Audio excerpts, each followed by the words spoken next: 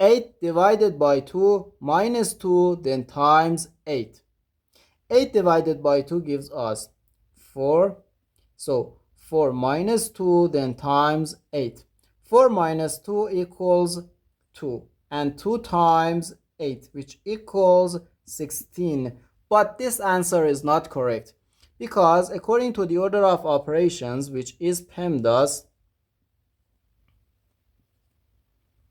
P stands for parentheses, E stands for exponents, M and D stands for multiplication and division, and A and S stands for addition and subtraction. We first do parentheses, then exponents, then multiplication or division, and finally addition or subtraction.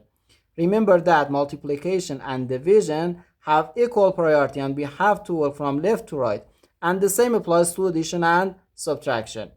So here, first we have to do this division, then this multiplication, and finally this subtraction. Okay, 8 divided by 2 gives us 4. After division, we have to do this multiplication, not this subtraction, because in PEMDAS, multiplication comes before subtraction. Okay, so 8 divided by 2 gives us 4. So 4 minus 2, then times 8. No, we have to do this multiplication. 2 times 8 gives us 16.